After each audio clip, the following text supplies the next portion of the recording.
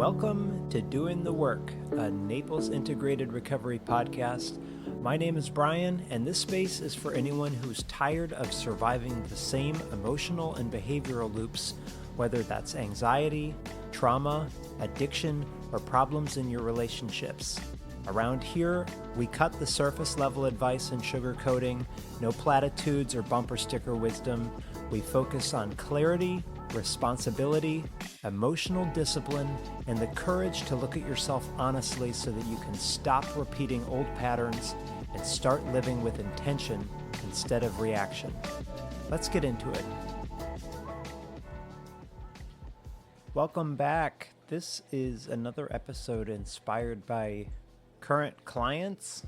One thing that comes up semi-frequently for people that have substance use problems or addiction is that they only want to meet with me one-on-one, that they do not want to go to any kind of residential program, intensive outpatient program, or a peer group, peer support like AA or NA or Al-Anon, or Smart Recovery. They don't even have to be a 12-step program.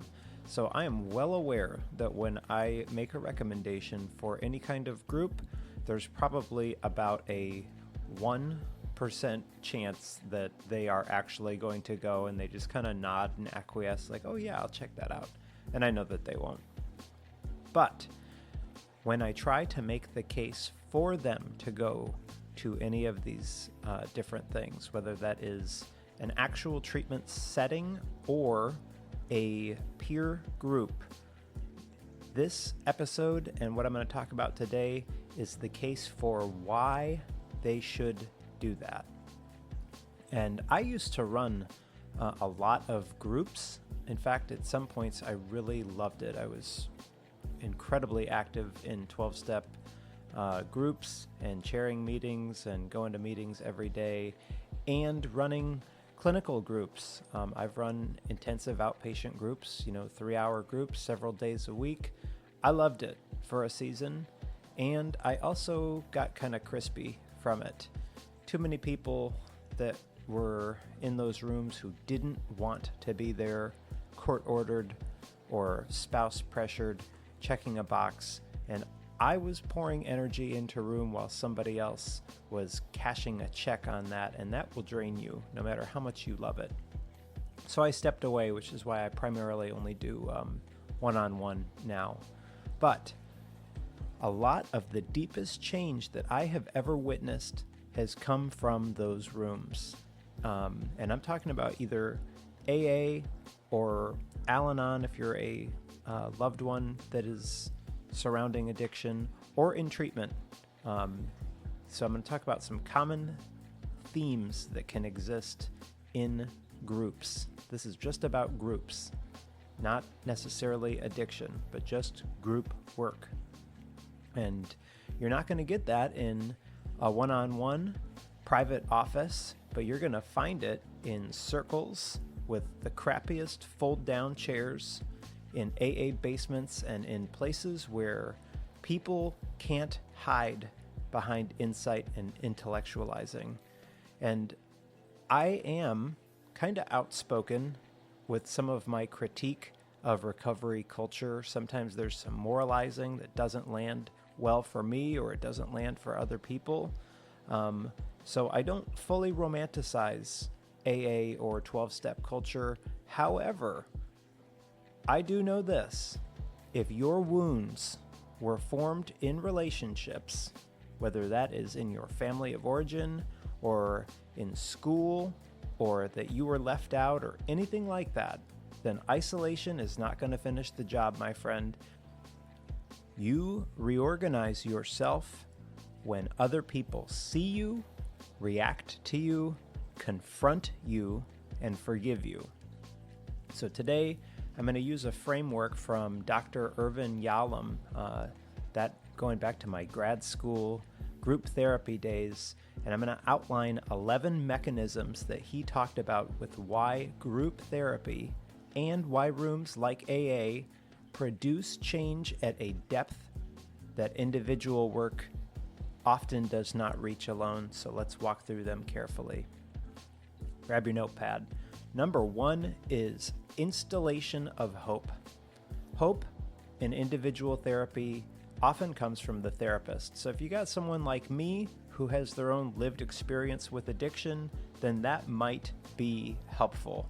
But in a peer group, hope often comes from the room, because you sit across from someone who has relapsed 3 times or lost their marriage or they're in detox again, and now they have 2 years sober.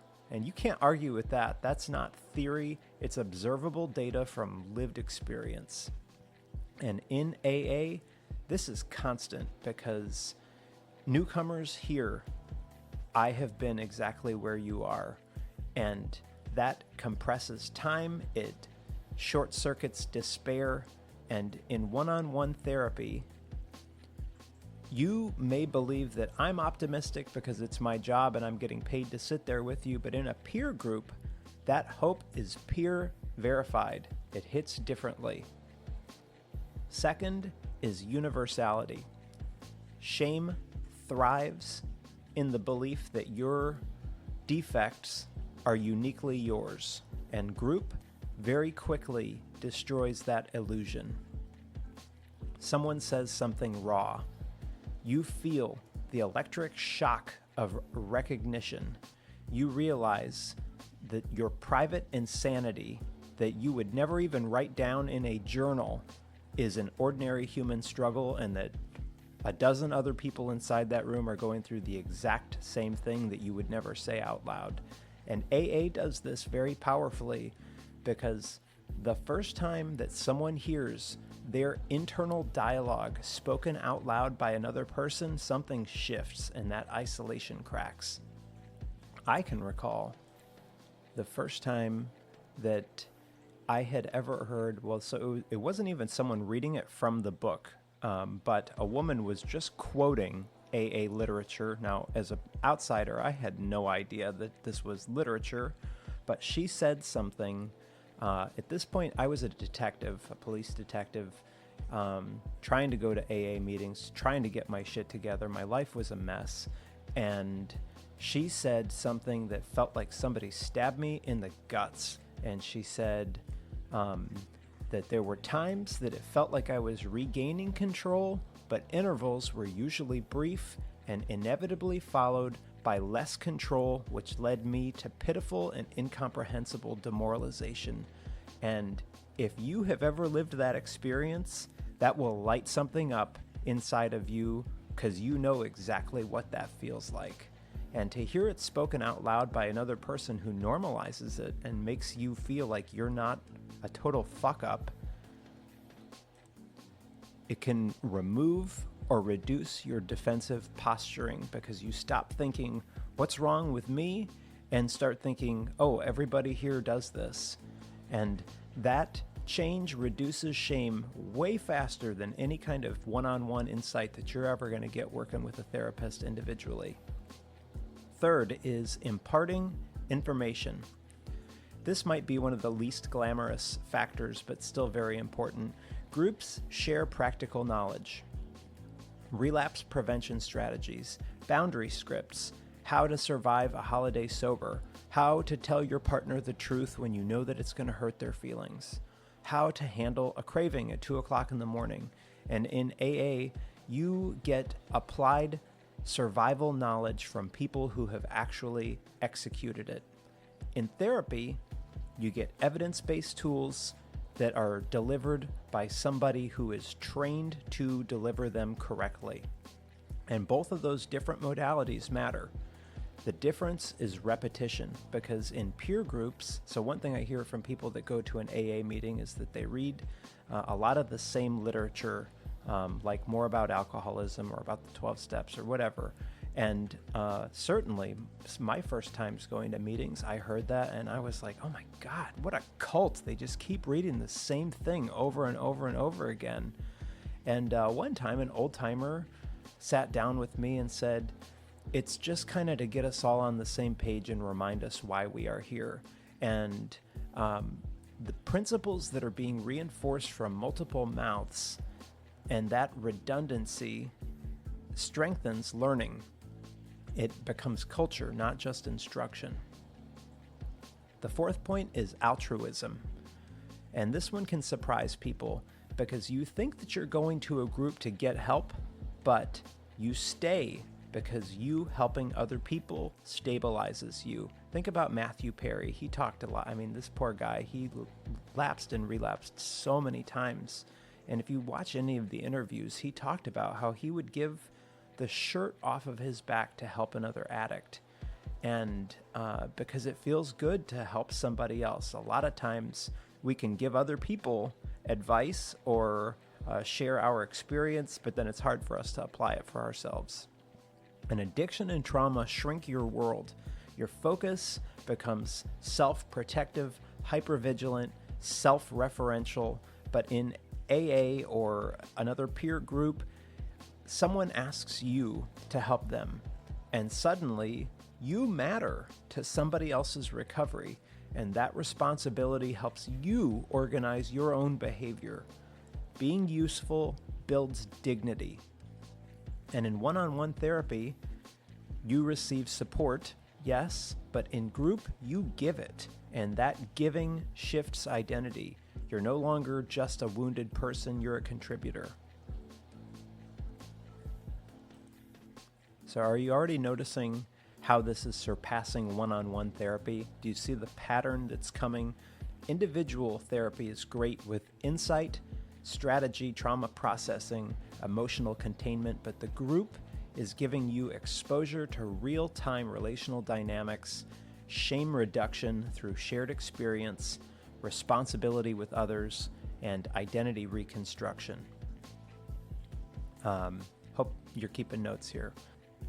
Number 5, corrective recap of the primary family group. Many people's core attachment patterns are built in childhood. Approval seeking, withdrawal, dominance, submission, hyper-responsibility, chaos tolerance, emotional shutdown. These patterns do not disappear just because you understand them, but they do reappear in group.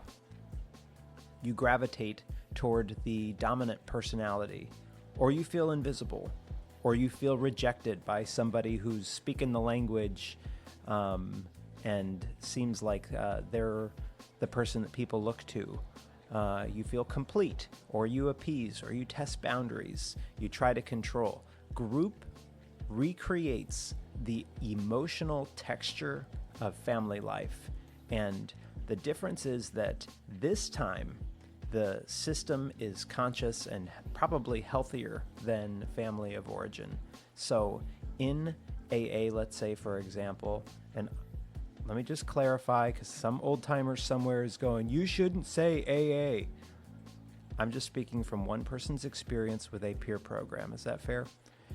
In a peer program, you'll see father figures, you'll see rebels, you'll see caretakers, over-talkers who don't shut up even when the chair tries to shut them down, quiet observers who people see them every day and they never talk. The room is like a micro family. Your reflexive role shows up even if you are not trying. And in one-on-one therapy, I can help you analyze your family history, but in a group, your nervous system reenacts it. That reenactment gives us something alive to work with. And when you respond differently, when you assert yourself instead of collapsing, that becomes a corrective experience. 6, development of socializing techniques. Some people have never practiced direct communication in a safe environment. They either explode or disappear, and group forces reps, because when you say something like, hey, when you interrupted me, I felt dismissed, or you might tolerate someone saying, when you joke about everything, I can't take you seriously, then you are forced to sit in some discomfort and not flee. Of course, yes, sometimes in peer-led recovery, someone will storm out and go have a cigarette or something like that. But these are live drills, practicing. I think AA refers to itself as like a spiritual kindergarten. It's real-time behavioral training. And in peer programs, you watch how long-term members handle confrontation. I can recall one guy sharing about how what his growth had looked like, that somebody else at one point came to him after a meeting to confront his share and let him know, why that didn't fit and why that is wrong and blah, blah, blah, blah, blah. And the guy just sat there and just nodded and took everything. And then he pulled his glasses down and he just said, "Is there anything else?" And when the guy said, "No, that's it," he's like, "Okay, thanks," right? Like no need to defend it or anything like that. And you may not see that in a Facebook comment section of two people fighting, right? You can also see people own making a mistake publicly and how they apologize. One person in a peer program I saw, she had cut somebody else off because she perceived that he was talking too long. And it was kind of a messy, heated moment where he was like, "Actually, I'm not done." Anyway, the next day in a meeting, she came back and she, in her share time, said, "I really need to owe this guy an apology and to the group. I don't know why I do crazy shit like that sometimes. I have this crazy part of my brain that I do crazy stuff, and that wasn't right. And I'm sorry about that, and I'm going to keep working on that." Man, you don't see people owning their shit like that very often, but you see it in groups. And we absorb social functioning through exposure. In one-on-one therapy, I might do some role play with you, but in group, the stakes are real. The emotional activation is real, and that makes learning stick. Number 7 is imitating behavior. Humans model constantly. You can watch someone handle shame with honesty. You can watch someone regulate after being called out. You can watch someone admit that they relapsed without collapsing into self-hatred. And you internalize those responses. And in a program like AA, you'll hear a sponsor say, "I messed up. I told my wife the truth the same day afterward." And that models integrity under pressure. Now, in programs like AA, they have a rule of no crosstalk, meaning you shouldn't comment on somebody else's share or anything like that. But in group therapy, there is crosstalk. And so in a group, you may hear someone say, "I thought you didn't like me, so I kind of stopped talking or I pulled away." And that models vulnerability. These behaviors become templates.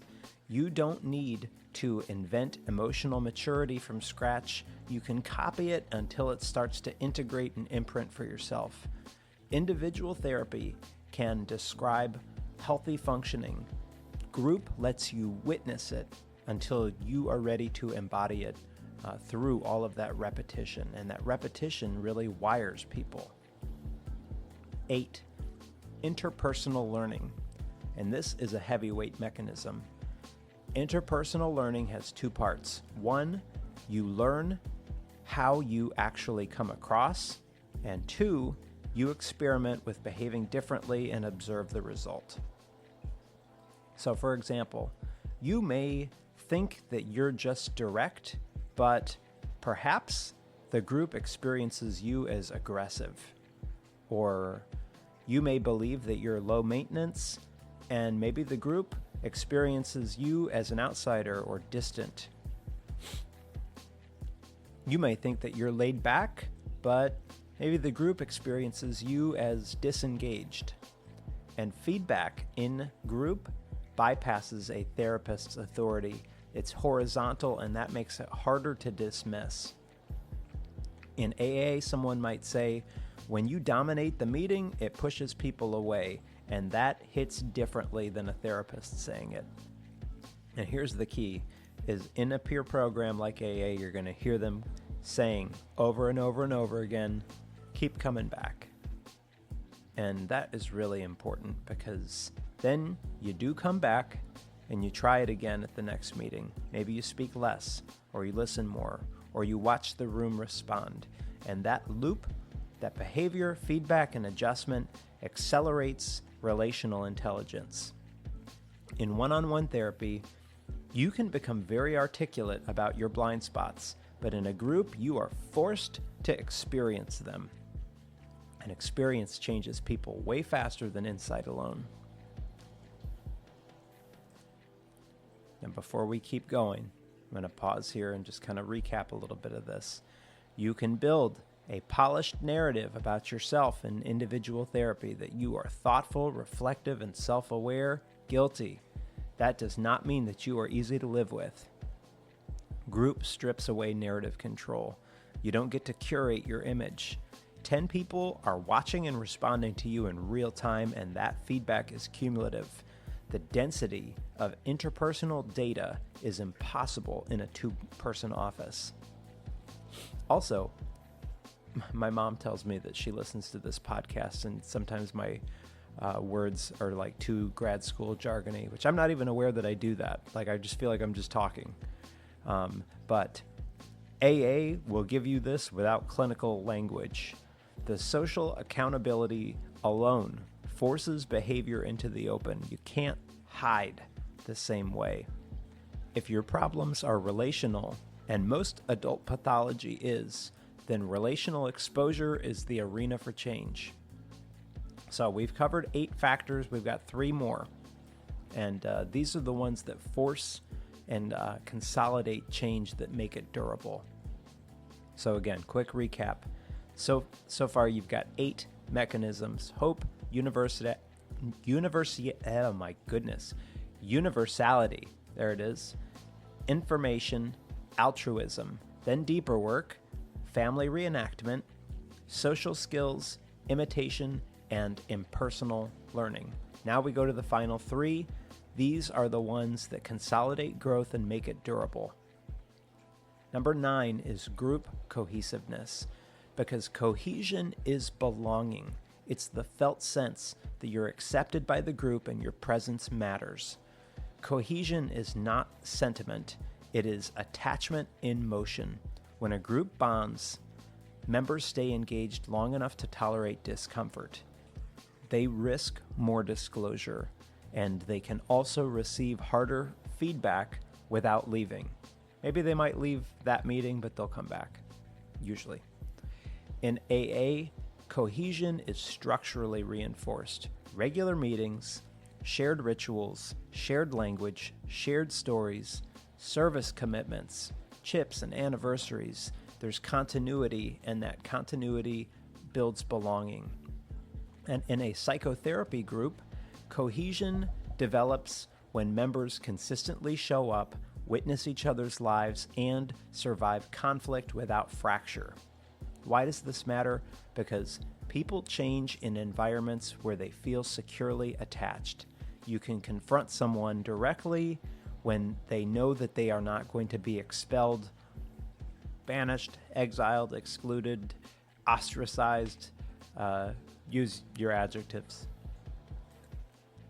In one-on-one therapy, the bond is a dyad, 2 people. It is powerful, but it's limited. You are securely attached to one person, but in a group, you learn how to belong in a network, and that much more closely resembles real life. If your early attachment was chaotic or conditional, then cohesive group experience repairs that template. Belonging without performance reorganizes your identity. Number 10, catharsis. Emotional release alone does not create change. People cry in my office all the time. Sometimes I even tear up a little bit with them. What makes catharsis transformative in group is containment and reflection. You say something that you have never said publicly in a safe place. You break down, the group stays. No one flees, no one mocks you, and also importantly, no one rescues you prematurely. Then you just keep talking about what happened. And that sequence rewires your shame.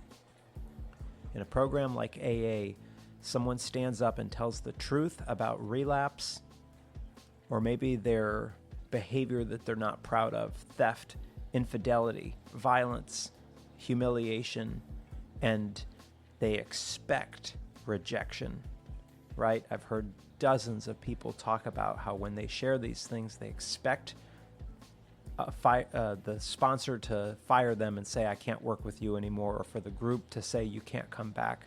But instead, universally, there are nods. People who get it, they've been there. And that disconfirms core fear. In therapy groups, you might express anger towards another member, you tolerate the aftermath, and you stay in the room. And that is what builds emotional tolerance. In one-on-one therapy, you can discharge emotion safely. I can handle it, sure. In a group, though, if you discharge it in front of witnesses, that social exposure reduces the power of secrecy and shame. And the integration after the release is what really matters, because the group will help you reflect, contextualize, and metabolize the emotion so that it can become insight instead of just repetition.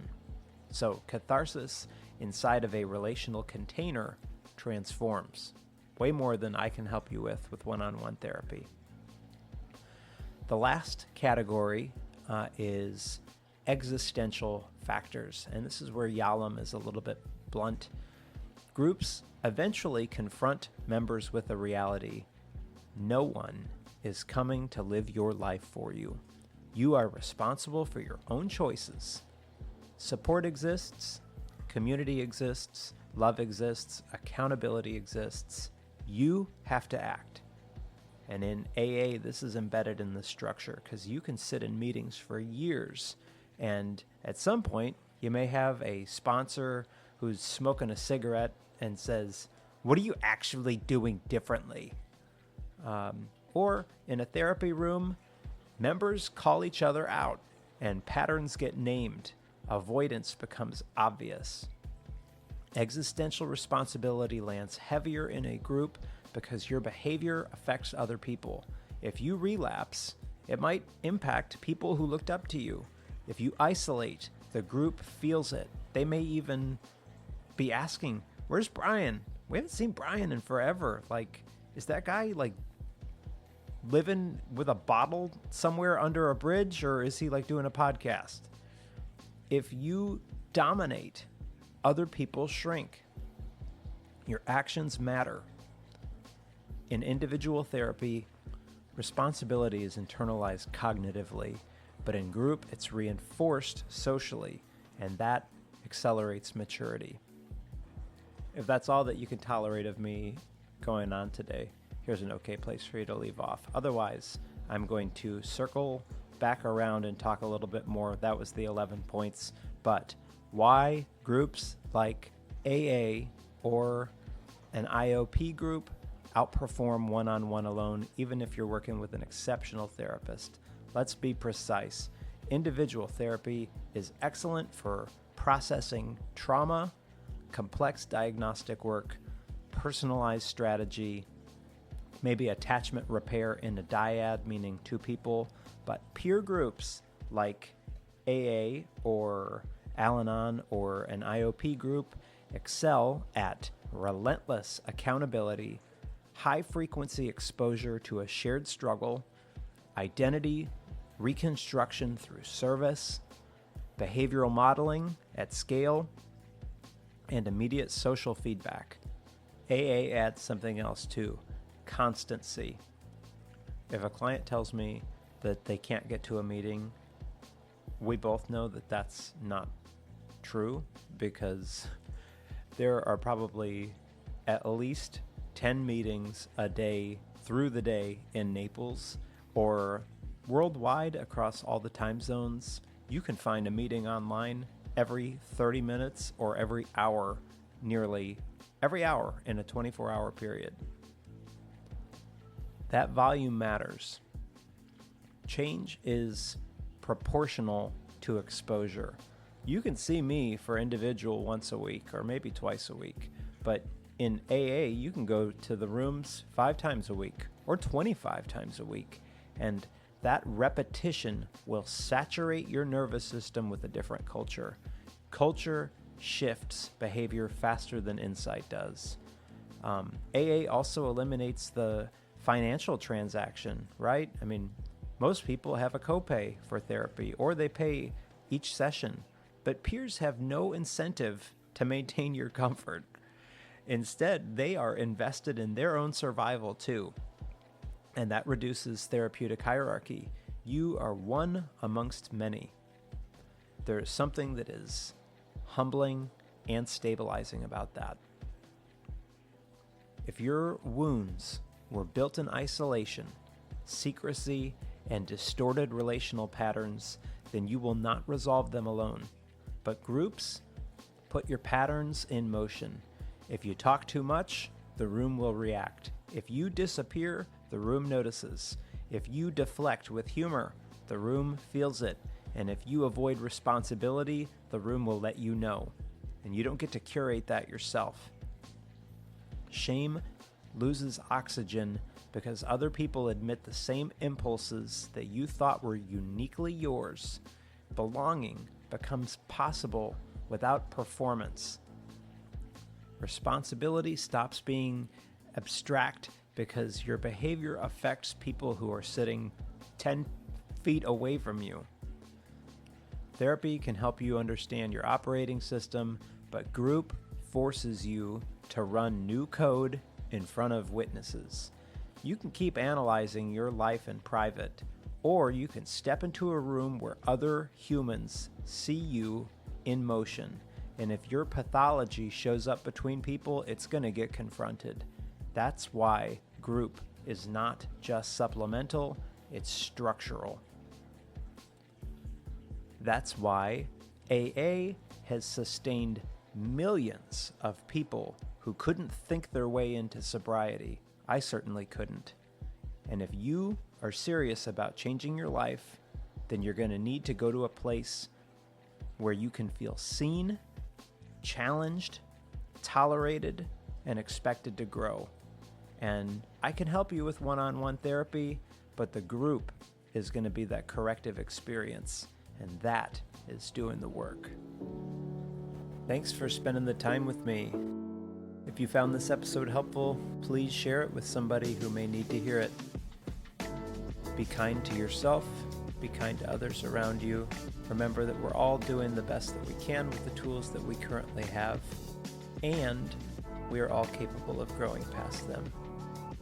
If you'd like to reach out or connect, send me an email, brian@naplesintegratedrecovery.com. I hope to hear from you there. And in the meantime, thanks again for listening, and I'll see you on the next one.